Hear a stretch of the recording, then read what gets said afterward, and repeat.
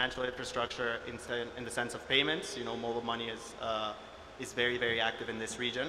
And now I think comes that kind of first wave of fintech infrastructure in the region. Yeah, I guess part of it is one of the things that we talked about yesterday was really around reducing the cost of data and reducing kind of the I guess barriers to smartphone and internet penetration. I'm going to switch a little bit to Numida. Mina, you've been building in this region for such a long time. Arguably, you are one of the OG fintechs in this region. How has that been from a customer acquisition perspective, especially when you think about internet penetration, data costs, as Alvaro had just mentioned? Yeah, it's a very good question. I think when we first started Numida in 2017, it was a very different climate and environment for startups and for digital technology in the marketplace, especially with our customer segment, which is micro and small businesses. I can tell you a story that when we first launched our Android app, at that time, there was still preferred data packages for social media as opposed to the open internet. And one of the major challenges we faced in the first probably 2 years of our operation was that a lot of our customers did not understand that they were not connected to the internet when they would buy a package that gave them Facebook, WhatsApp, and Twitter. And we had to create we had to educate a lot of our customers to understand that the internet is actually a much bigger place beyond social media, and that in order to access a mobile app like Numida, that they would have to buy data. And so that was a major behavior change. I think now, fast forward 6 years later, obviously that's no longer a question. I think we face significantly less friction when it comes to, downloading our mobile app in terms of cost, whereas definitely 6 years ago, we had to optimize our app to be extremely small in size. And so the size of our app was 5 megabytes. We did the calculation, we did a lot of market research to understand how much would somebody pay to download this app. And 5 megabytes was kind of like the answer. But now things are very, very different. How do you guys think about, I guess, improving a lot of the basic tech infrastructure here? What do you see as challenges, specifically in this market? When you're starting to build products, what do you think actually needs to start evolving or improving? That's my first question for you. And then I'm going to go to Michael, who obviously you guys have expanded from Kenya to Uganda.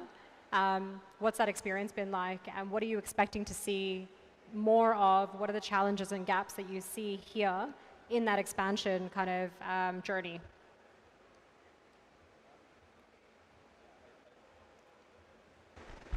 I think the major challenges that we've seen over the years just continue to be around user experience and user interface, and just, there's a real question in this market around how do you build a mobile app for somebody who has never used a computer. It's a very different way of thinking compared to in the West, where you're designing and building an app for people who have grown up with computers from when they were, 5, 6, 7 years old. And that is an iterative thing. And what's been fascinating for me to see over the past few years is just how the younger generations in Uganda are far more technically savvy. And every year, that's changing, such that, now somebody will download our app, they have no problem using this product, whereas 5, 6 years ago there was a lot of education required.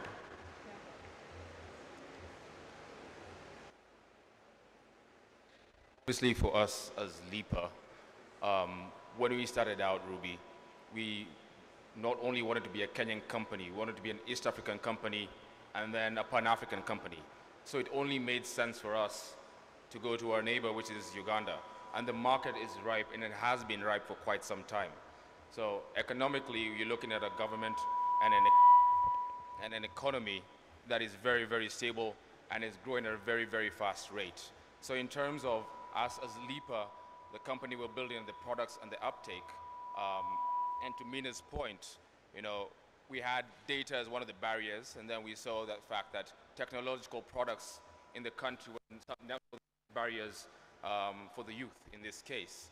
And so LIPA kind of like stepped in to ensure that we can be able to provide affordable, flexible to be able to acquire essential technology in the market. And the uptake has been really, really great. In terms of the challenges and how we've been trying to navigate that, is that from a legal standpoint and licensing, I know there's going to be a few people who's going to give me a few more tips. FinTech is always going to be behind. So you'll end up always innovating faster than what the laws are. And my advice to anyone who is looking to take that plunge, to take that risk, is just go on forward and try and always collaborate with the industry players as well as the government to be able to overcome some of those challenges. Because in one way or another, we are the ones who shape those laws into being. Yeah. I guess how has that challenge been for you specifically, and can you give us any kind of stories or anything that you've kind of learned through that process? When in doubt, ask those who came before you. So if you have a resource like Mina around, and the experience of him and his company and what he's built and everyone else on this panel, they can always help you navigate some of the challenges that you've had or you are probably facing right now. So, for example, one of the things that we really try to understand is like what license is right for us.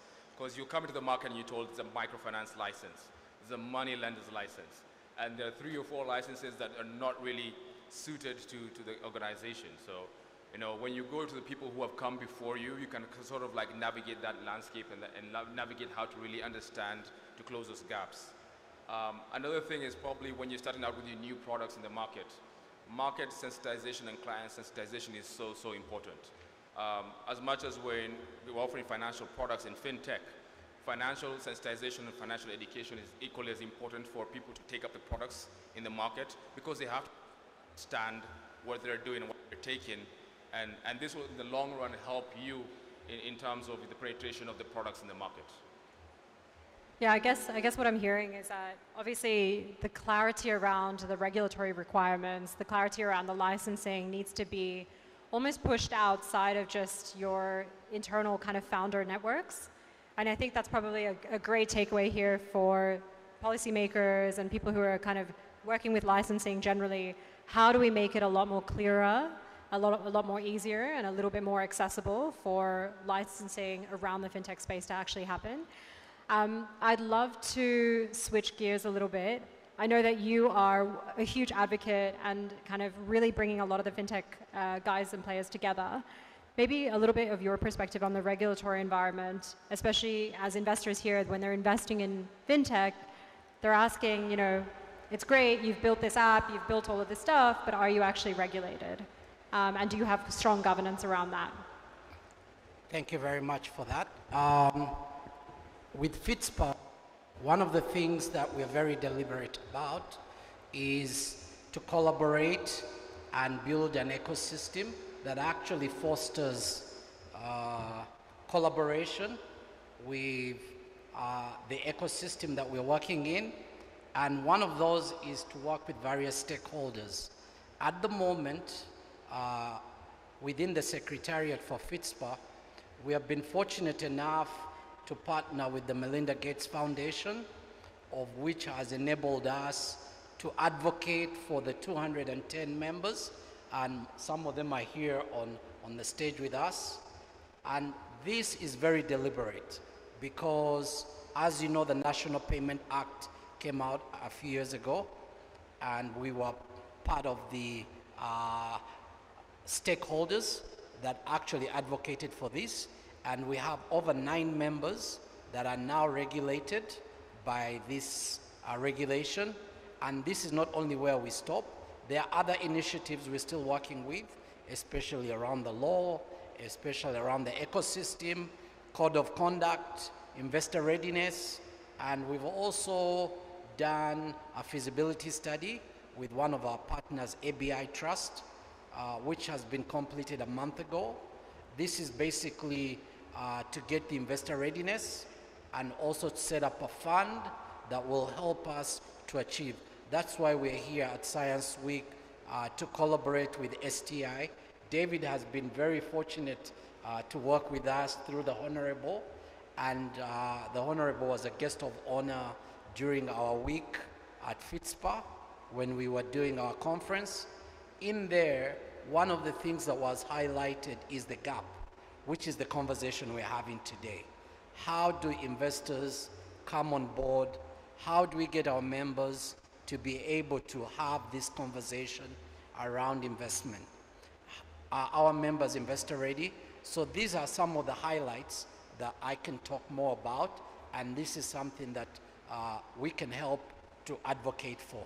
But the last thing that is most important to our investors in the audience, we have a deal room where we have 16 members that are ready to be invested in, and this information has been shared with some of our members already that are in the audience, but we're happy to continue that conversation. Thank you. Everyone needs to be part of your squad, actually. Absolutely. Got it. Yeah. I'm going to quote you on something. So in your study, you basically documented that I think it was something like 50% or 57% of early stage capital is actually from the founder's own capital in this country, which basically is saying that if you don't have capital, you're not going to be able to build a business. Absolutely.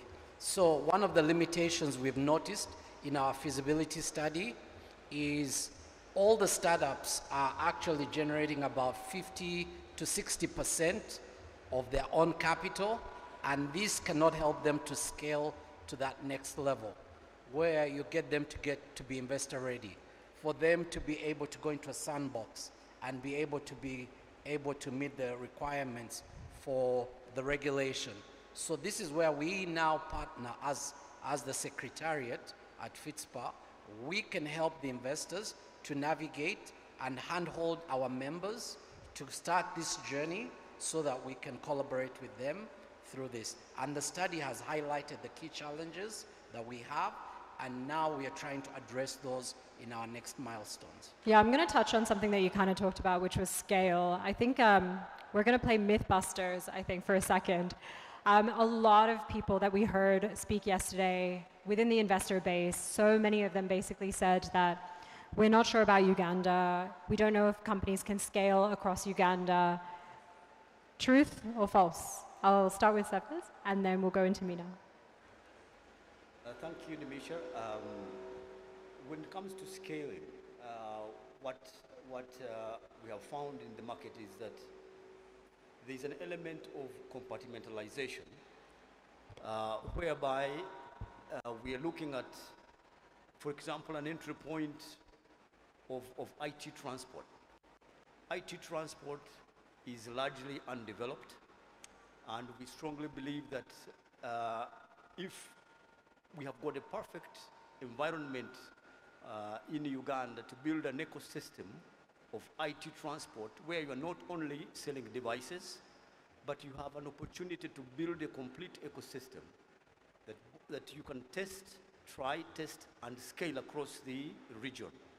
And what I mean is, for example, some of the services we've tried, we've done over 1 million transactions. And we are seeing great success in IT transport. And we're saying that this is an area that needs to be given due attention because the potential of moving 3, 4, 5 million commuters per day is an immense opportunity. So for example, if you have 40 million commuters in the region, it is a huge opportunity for investment. Thank you. Mina?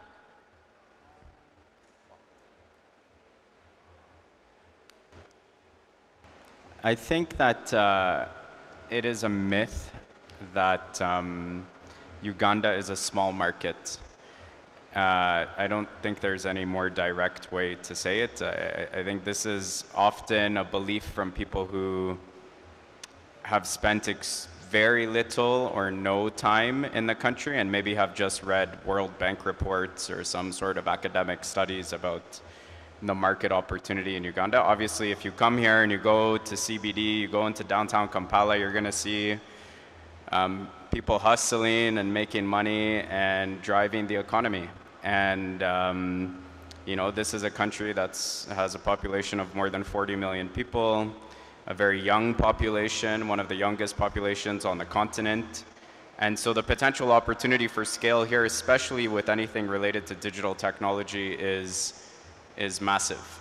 And I think, you know, it's great that this event is going on. I think we need to bring more and more people, you know, on the 1-hour flights from Nairobi to Entebbe to come and see what is actually happening in this country, and to, you know, spend real time here, not 24 hours, but come for a week, come for 2 weeks, move around, talk to entrepreneurs, talk to banks, go into the market and talk to small business owners. And I think a lot of people will be very, very surprised at the amount of work that is happening here and the amount of potential to really create value in the country. And I think across every industry, every value chain, the opportunities are unlimited. I think I'll just give one tangible example. Numida started in 2017 providing loans to micro and small businesses through a mobile app.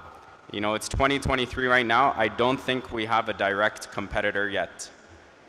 And, you know, that should tell you something about the opportunity in the country. Obviously, there's more room available. We would love more competition, and I think it would drive the industry forward. So, you know, there's lots of opportunity here for sure.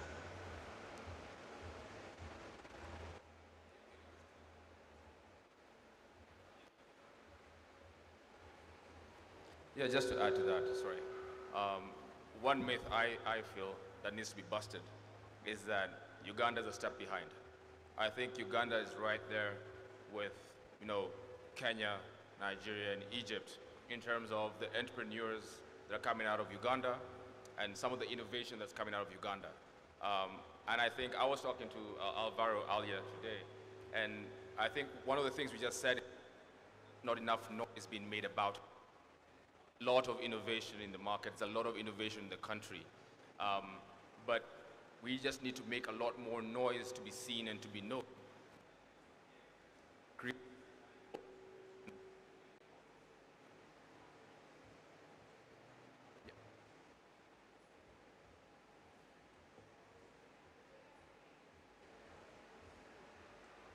Hello? Oh. So I think just to wrap up, basically we're saying myth busted. And Uganda's definitely a great place to start incubating, start testing ideas, start to actually scale either as a first market rather than just a secondary market. I'm going to switch gears to go a little bit deeper into the fintech side, Alvaro. One of the biggest challenges that we've seen when you really look at what's really happened in Africa over the last kind of decade, we've seen a lot of digital banking companies. We've seen a lot of companies across the world actually building these types of banking products. And we talk a lot about financial inclusion through many different avenues, whether it's through mobile money, through financial inclusion, through lending. And then obviously some of the hardest kind of PR topics tend to be neobanking. How do you see more broadly when you're addressing kind of a younger market, when you're addressing kind of a more nascent market where financial infrastructure doesn't exist as deeply, how do you think about, as an investor, some of the monetization strategies, some of the, how you think about pricing, some of the risks that exist in earning in local currencies? How do you think about the go-to-market as well for these fintech products so that they can stand up on their own 2 feet?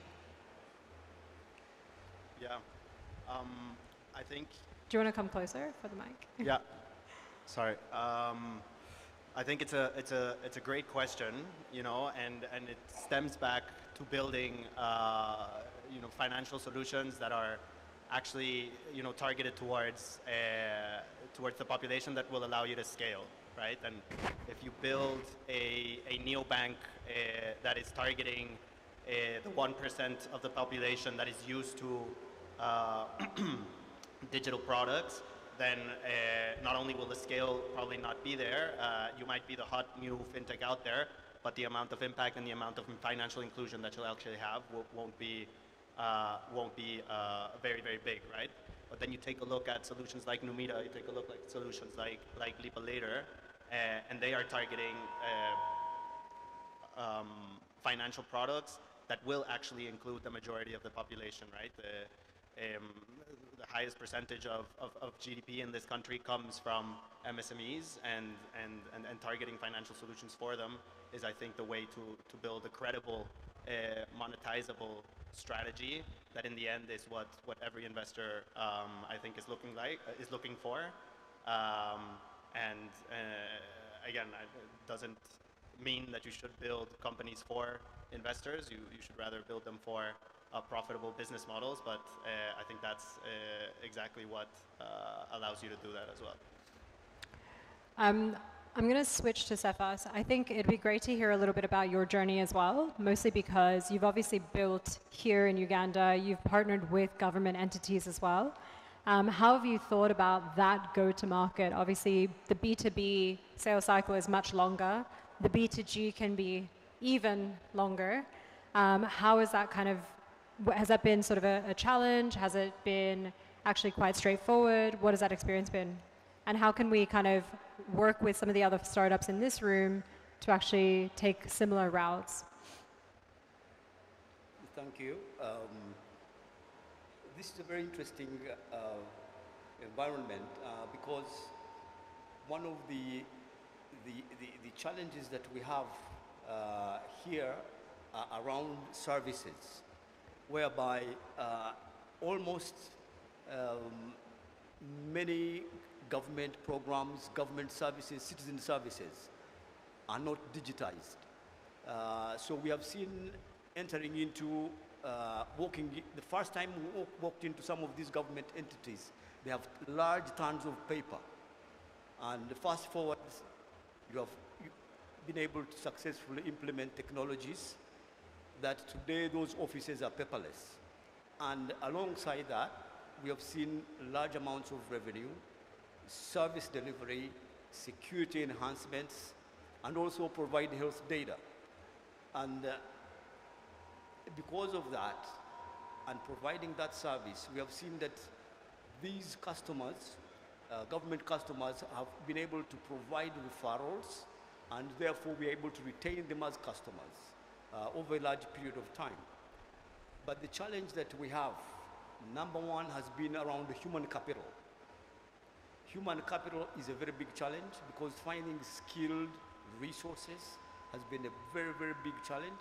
And the talent base is not that great, but what we have done is pick a few resources from universities and skill them up, and we have seen great improvement in that area. So if you're a potential investor, it is not to say that there are no skilled resources, it is to find a way of identifying trainable skills, and you will be surprised at how much you can deliver. Then the other issue has been around access to credit or financing. You have a great idea, financing it is problematic, and I guess that's why we're all here today. Then the last one is around the processes, and the processes in terms of getting with authorization, processing contracts, the procurement procedures. They are what you'd call the big barrier into the industry. However, I believe that when you cross over into the fintech, it takes a large amount of time and paperwork to process a license. So, for example, it has taken us over 1 year to secure a banking and payment license. So if you're talking about delivering a service like an IT transport, which is not a device only, the whole ecosystem, but you have the payment enablement. This payment enablement requires licensing through the central bank, means that it will take you a little bit longer. However, with a little bit patience, all this is doable. And once you have the highly regulated license, you're able to deliver the service. Remember that as much as it is a barrier, there's also a positive area because you're touching customers' money, people's money, and therefore, if it is not regulated, you're talking about fraud, which scares investors. But if it is in a regulated environment, you have got clear board, clear governance, then you have a success story in the making. So I really encourage investors or even the service providers who are willing to get into the industry to go through the process and exercise a little bit of patience. Thank you. So I think we need to be working with Henry again to get as much partnership as we can on the licensing side. Go ahead. Yeah, thank you very much. For me, mine is very deliberate. I think FITSPA is the anchor to some of the issues that we're addressing today. And I think for us, ours is very simple: to build a community of innovators and advocates for the growth of Uganda, hiring our youth, pioneering the innovation that is available, and again, to be the next big thing in the country. Because we believe that technology is going to leapfrog everything. And with science, and during this Science Week, we have seen a lot of new innovations. We are seeing new sectors that are coming up. And our role is to have financial inclusion for everybody. And I believe as an association, our job is to advocate, our job is to collaborate, our job is to foster and create an environment for the ecosystems so that we can flourish. All the investors that are here in the country today, we appeal to them to come and talk to us. We have clients that are ready to be invested in, and we also have opportunities of incubating the next new startups. And we believe that we have some unicorns that are going to come out of this economy in the next few years. Thank you. Nice. Okay, I'm going to switch gears slightly before we wrap up because I know we're late on time. Before I come to the audience for maybe one or two questions, I wanted to start with Alvaro. So as you think about what you've seen in Uganda, as you think about Speed Invest's strategy for Africa, what are the sort of top 2 or 3 areas of fintech that you guys are actively looking at? I think, wait, hello, yeah. I think a lot of this should be driven by